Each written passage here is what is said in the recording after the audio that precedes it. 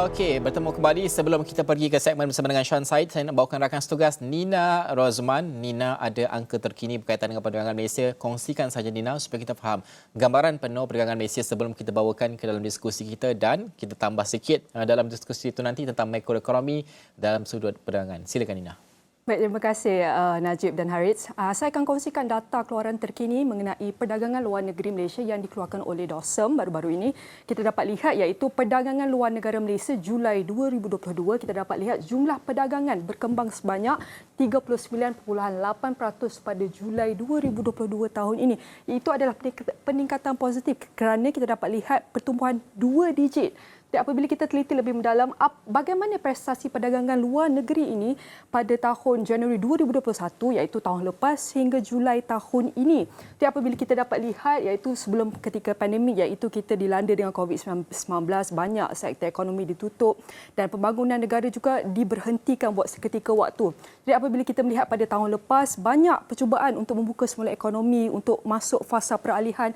Apabila kita melihat pada Januari pada tahun lepas, iaitu ekonomi mula pulih, iaitu sehingga pulih. Kita dapat lihat peningkatan daripada segi ekspor, iaitu jumlah dagangan dan juga import. Kita dapat lihat itu adalah antara catatan tertinggi pada tahun 2021. Namun kita dapat lihat sedikit penurunan apabila selepas April kita dapat lihat penurunan pada Mei tahun lepas, iaitu trend menurun sehinggalah pada bulan Julai tahun lepas, iaitu antara penurunan yang agak rendah pada suku kedua tahun lepas. Jadi apabila kita dapat lihat ekonomi tidak dapat bangkit dengan tinggi sekali, iaitu naik, kita dapat tengok maintain pada tahun lepas start pada bulan Julai, iaitu maintain, tidak naik tinggi sangat ataupun tidak rendah sangat, sehinggalah pada tahun ini, pada tahun 2022 kita mencatatkan rekod tertinggi, iaitu perdagangan luar negeri, iaitu pada bulan Jun, antara catatan tertinggi prestasi perdagangan luar negeri termasuk iaitu ekspor dan juga import. Namun pada bulan Julai, iaitu pada bulan lepas, sedikit penurunan, iaitu sebanyak lebih kurang daripada lebih bawah daripada 40% pada bulan Julai, iaitu sedikit penurunan berbanding bulan Jun. Namun kita dapat lihat walaupun penurunan setakat ini lebih rendah daripada bulan Jun, namun ia kekal di tahap tinggi berbanding pada bulan-bulan sebelum bulan Jun. Jadi apabila kita meliti lebih mendalam mengenai ekspor, iaitu perdagangan luar negeri pada sebelum COVID, ketika COVID dan juga selepas COVID. Jadi apabila saya menunjukkan perbandingan warna pink, kalau anda lihat warna pink ini adalah mewakili ekspor dan warna kelabu ini mewakili import. Pada tahun sebelum COVID, iaitu 2018-2019, kita dapat lihat perdagangan ekspor dan import kekal stabil. Namun sedikit penurunan ekonomi pada tahun penurunan perdagangan luar negeri pada tahun pandemik COVID-19, iaitu 2020, iaitu penurunan, dan pada tahun 2021 iaitu kita lihat ekonomi kita, perdagangan kita mula bangkit semula, di mana 2021 mencatatkan antara angka tertinggi iaitu untuk ekspor sebanyak 1.2 trilion ringgit, iaitu 987.3 bilion ringgit, iaitu mewakili import. Kita dapat lihat peningkatan yang amat tinggi selepas pandemik dan berbanding 2 tahun sebelum COVID-19. Namun kita dapat lihat prestasi ketika tahun ini, iaitu Januari hingga Julai, iaitu sebanyak ekspor merekodkan sebanyak 873.1 bilion ringgit untuk ekspor, manakala 734.5 bilion ringgit untuk import. Jadi ini masih awal untuk kita katakan bagaimana prestasi perdagangan luar negeri pada tahun ini, kerana ini hanya direkodkan hanya daripada awal tahun ini Januari, iaitu sehingga Julai 2022 tahun ini. Kita masih lagi nantikan data-data dan prestasi perdagangan luar negeri untuk bulan-bulan yang akan datang. Jadi apabila kita meneliti perdagangan, ia sudah tentu melibatkan import.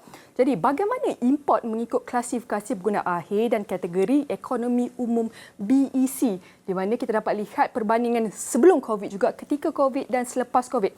Kita dapat lihat perbandingan agak sama dengan data sebelum ini, di mana before COVID, iaitu 2018-2019, kita dapat lihat import iaitu kekal stabil, di mana warna hijau ni kita dapat lihat ini adalah barangan penggunaan, warna kuning adalah barangan modal, dan warna kelabu ini mewakili barangan perantaraan untuk import.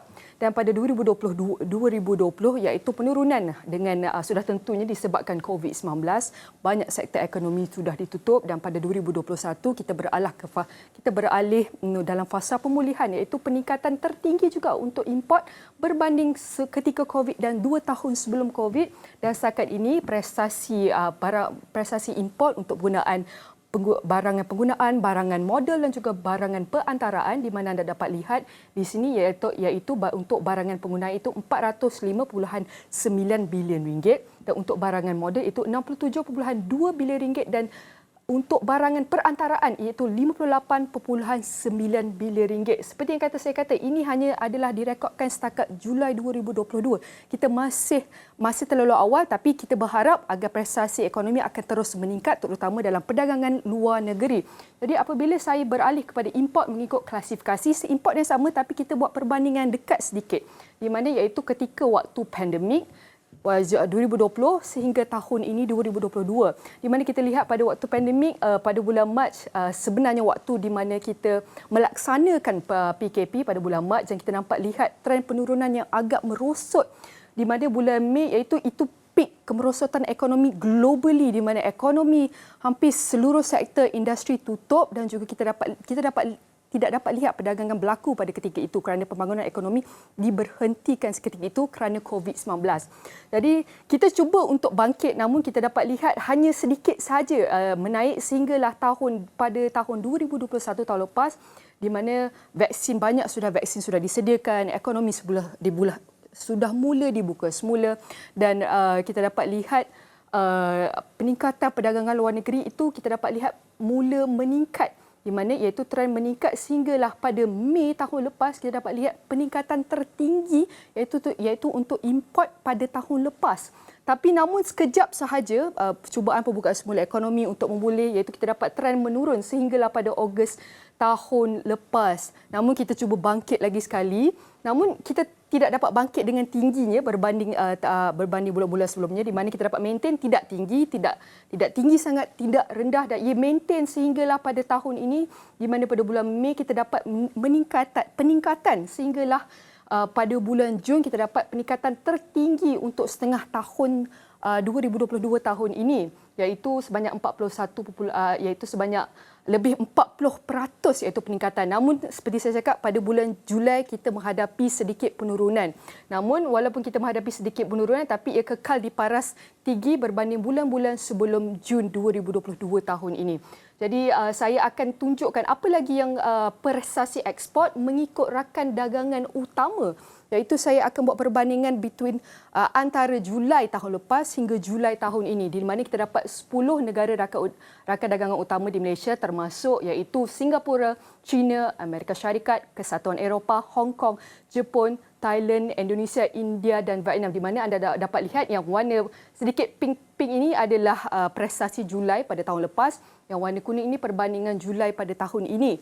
Jadi kita dapat lihat kita dapat lihat peningkatan kepada setiap negara. Kita dapat lihat contohnya China daripada angka negatif pada tahun lepas, angka ini menjadi positif. Termasuk juga Amerika Syarikat daripada negatif jadi positif, termasuk juga Hong Kong negatif jadi positif, dan juga Thailand daripada kemerosotan negatif jadi positif. Jadi kita dapat lihat ini adalah prestasi yang dapat saya kongsikan, di mana kita dapat lihat banyak peningkatan perdagangan luar negeri daripada segi ekspor dan import. Namun kita dapat lihat prestasi sebelum, ketika dan selepas COVID, ia bukan mudah untuk bangkit semula daripada COVID-19 ini seperti yang kita tahu. Namun banyak usaha dan inovasi perlu diteruskan, ditingkatkan agar negara kita dapat mencapai fasa pemulihan sepenuhnya dengan sekata. Jadi inilah antara data yang dapat saya kongsikan ketika ini, Najib dan Harits. Okey, Nina, ini angka yang panjang, perlu diberikan penekanan juga masa sedikit kerana kita melihat kepada angka-angka yang terperinci Nina bawakan tadi. Kita nak bawakan tetamu kita pada jam ini. Joining us this morning is Shan Said, the Chief Economist of Juai IQI. Shan, thank you so much for joining us this morning. Shan, how are you? I'm fantastic. Thank you, Najib. Shan, that is the data about our trade for Malaysia for the first half and also for January until July, and also as the comparison between this year and also the past years, before pandemic, during pandemic, and after we entered into endemic. Shan, I also want to talk about the global economy sentiment and also the projection by the IMF as well. Shan, we've seen how ASEAN raised from the global pandemic, with strong recovery as compared to other peers from other region, and we also seen, our inflation, for example, is manageable to a certain extent. What makes us, so special, Shan, and that makes it, the pivot of global economic growth is moving towards Asia and also ASEAN, Shan? I think it's all about macroeconomic stability, policy framework given by the government, and overall the positive sentiments of not only local investors but also global investors that they are reaching out to Malaysia. Overall, I think the figures that Nina has shared, it clearly reflects that Malaysia's growth is on the upsurge, and Malaysia has recovered remarkably since 2021.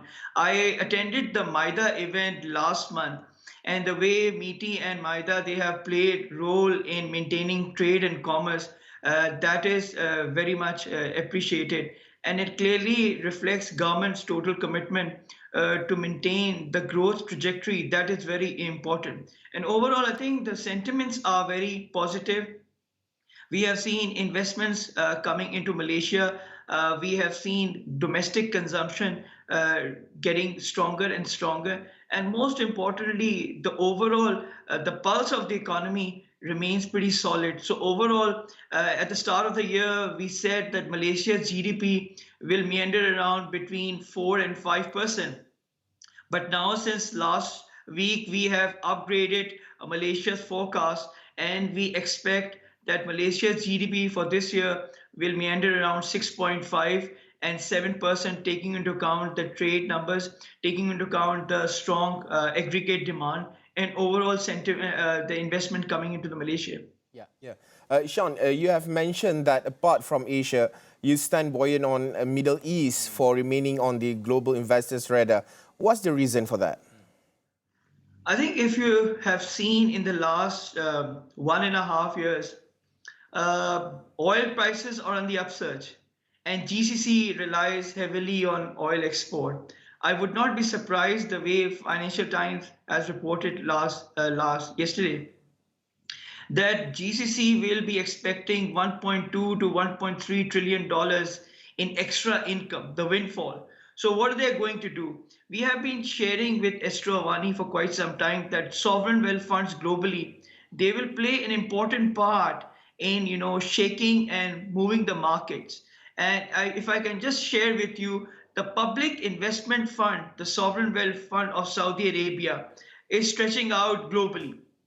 Qatar Investment Authority, one of the biggest sovereign wealth funds in the world, is investing everywhere. So these sovereign wealth funds will be driving the growth, will be driving the markets in the next 3 to 5 years, and that will determine the forward guidance to many investors how they should align themselves. What the sovereign wealth funds are doing for Saudi Investment Fund, they are interested in taking 25% stake in Heathrow Airport. So imagine Heathrow is one of the busiest airports in Europe, along with Frankfurt, Amsterdam, and Paris.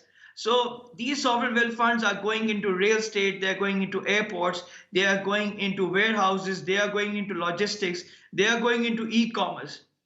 So they are going into those industries that are growing at an exponential phase. So I think I wouldn't be surprised that these sovereign wealth funds will continue to have a major say, and they will make a huge impact in the market. So Shan, which industries do you foresee attracting more support from Asian government? Where is the macro impact on the GDP growth? And technology, as we can see, is one area where GCC countries are focusing on. And how about others? I think what I can foresee, most of the investment will be going into infrastructure, technology, as you rightly pointed out. But I think most of the governments in ASEAN, not only in ASEAN, but many countries, they are focused on infrastructure. And infrastructure has direct correlation with GDP growth. And infrastructure is one area that makes a huge impact on the GDP equation.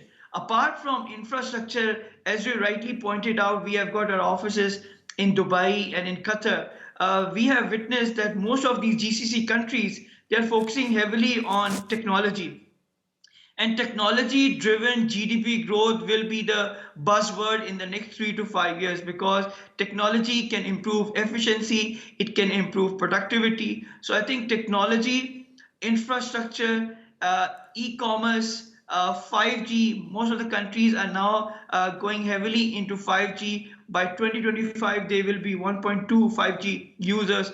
A third will be coming from China. So I think these are the areas where most of the Asian governments, the global governments will be focusing on, and that's how we can lift the global economy out of this, current fragilities. All right, Sean, thank you so much for joining us this morning. That is Sean Said, the Chief Economist of JUI AQI, for sharing with us about the global economy. And also, of course, we look at the Malaysian data in terms of trade, and we try to jive it with the international in terms of trend of trade and also economy as a whole.